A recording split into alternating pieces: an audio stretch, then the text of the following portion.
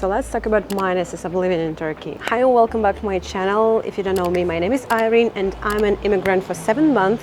I'm an immigrant from Russia, currently living in Antalya, Turkey. And in this video, I'll be going to name some cons of living in Turkey, just from my side.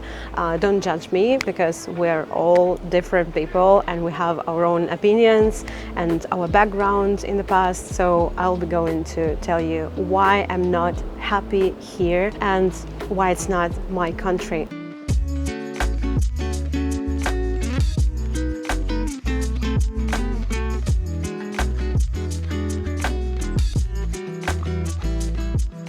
So let's start with number one, and it's crucial for me and for my husband and for my dog either.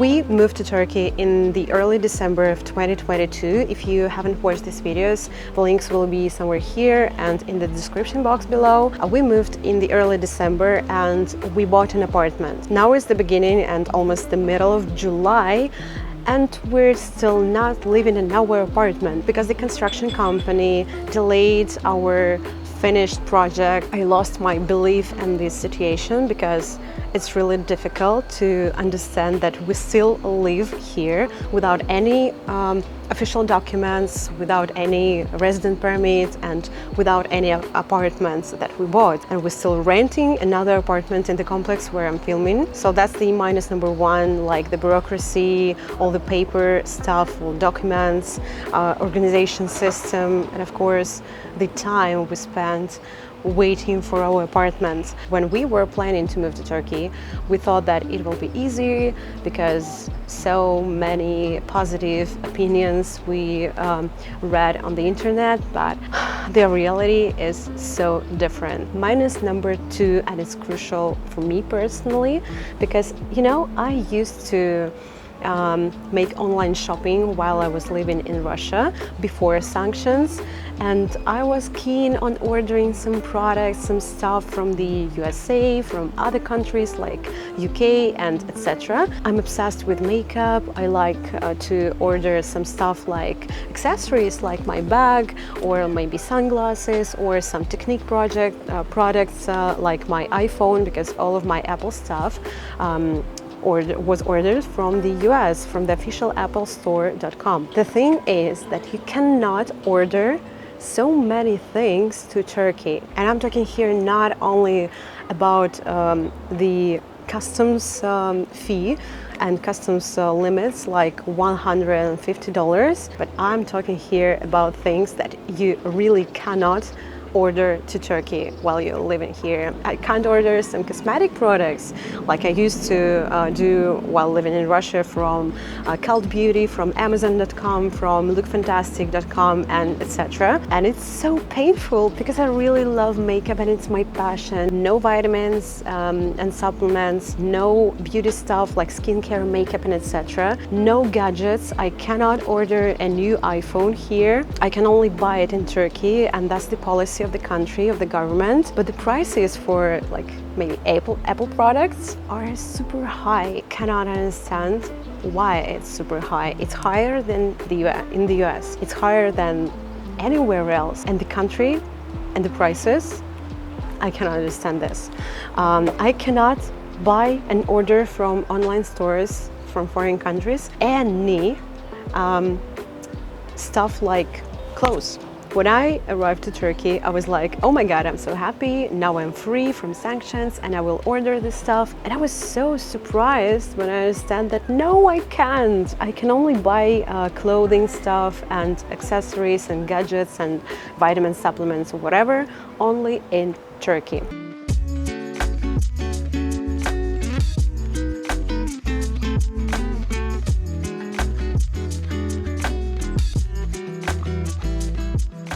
So number three will be the transportation system. I understand that living in Moscow was like a priority, and I was like, oh my God, that's the best transportation system ever, and I can make a comparison only with Moscow because I was living here. The transportation system was amazing. It was so organized. It was so good. We came to Antalya because here they have also a transportation system. They also have an online mobile app where you can track buses and trains, you can see the schedule and etc. But the thing is, the buses have the races once in a half an hour or once in an hour, and it's not that convenient.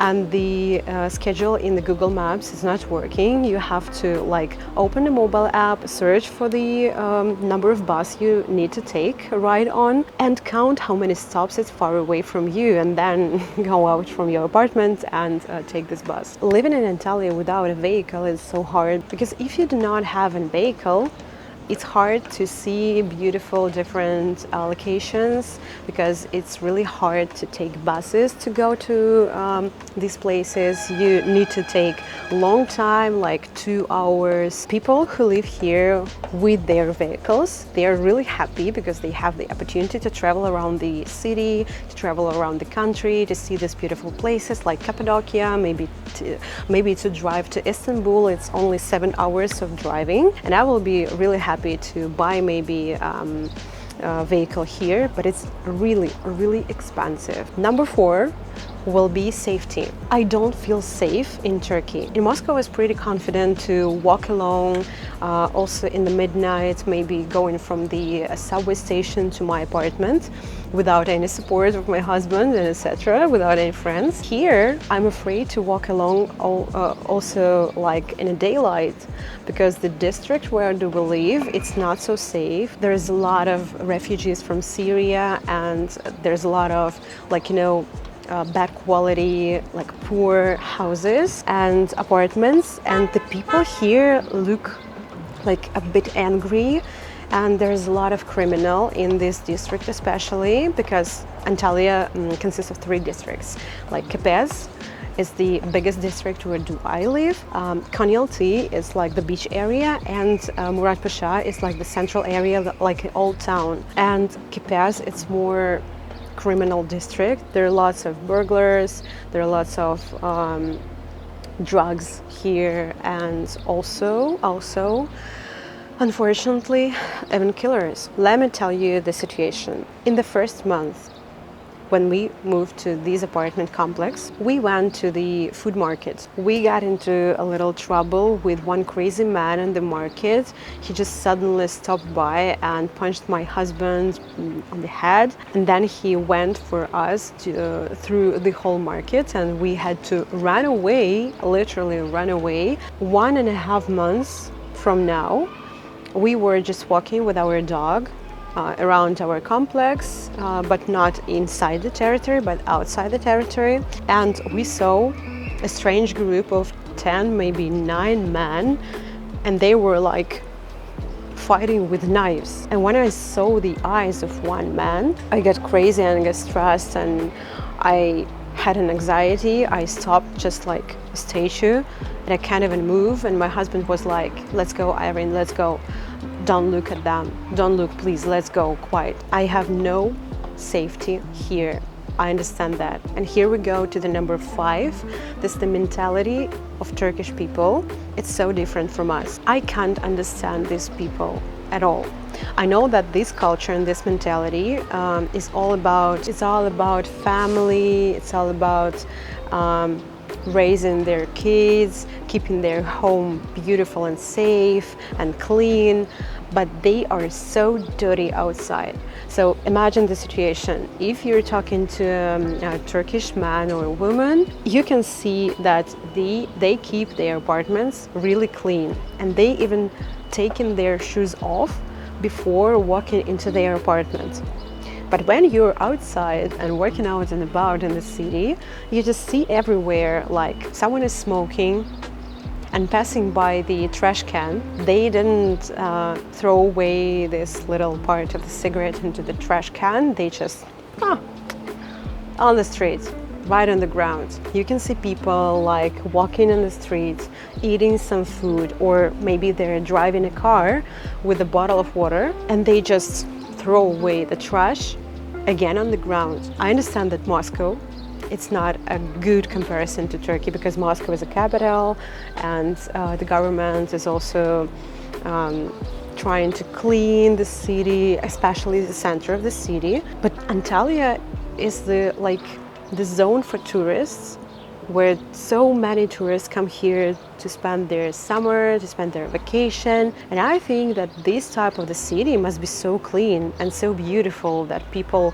might want to come here again and again. Antalya is very dirty. Number 6 is climate and weather here. I know that maybe you cannot understand me, but it's difficult to me to spend summer days because I don't like this hot weather. I don't like heat. And now it's, let me tell you, now it's 39 degrees Celsius and the UV index is pretty high. It's 11 plus out of 13. So it's dangerous for people to walk out and about, to take sunbathing, to take their sun bath, or to even swim in the pool or in the sea.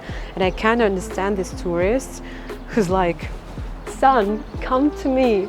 I'm ready to be tanned. No, God, no. The only time when I can walk out of the apartment is the early morning, like 6 or 7, maybe the latest one is 8 a.m. After that, I can walk out only in the evening, like after 7 p.m. because in the middle of the day, the weather is so annoying.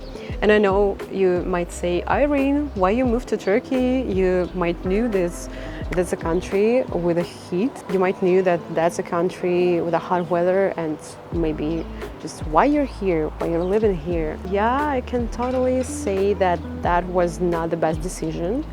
Maybe, but we had some reasons to move here, and this life in Turkey, I swear, for me it's temporary, not permanent, of course, because I told you before that I want to come to the US because it's a country of my dream. I dreamed about the America from my early childhood, and Turkey is like the first step of our long distance traveling and living across the world. I'm curious to see how it will go, but now it's not so convenient to me, and I can't say that I feel happy, and I'm not confident about my life here. And finally, number 7, and oh my God, let it be the last one thing that I will be talking about here in this video. So if you're interested more in my life in Turkey, of my thoughts as an immigrant, of my pros and cons, and maybe some stories from my life here, please leave me comments below. If you're interested in, leave me some questions which you want to know about my life. But the number 7 is so awful